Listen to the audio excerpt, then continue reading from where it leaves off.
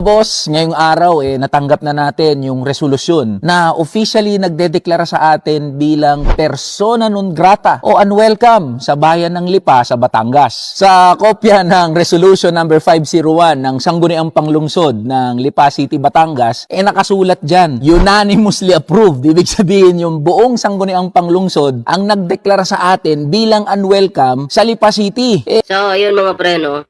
Oo, itong si Eli San Fernando, no, na isang kongresista, ay na persona non grata na po dyan sa, saan ba to? Sa Lipa City? Lipa? Oo.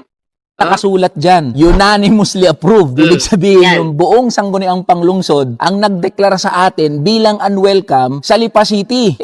Paano na tayo maglulume dyan sa bayan ng Lipa kung persona non grata na ako dyan, mga boss? Paano na daw siya maglulume? Kung gusto mo makapaglume, huwag kang bastos. Diba? Huwag kang bastos. Dapat patunayan mong tao ka. Kasi nakakahiya naman, isa kang kongresista, tapos bastos ka. Diba? Babastusin mo sila dyan. Babastusin mo yung lugar nila dyan. Mambabastos ka ng tao dyan. Diba?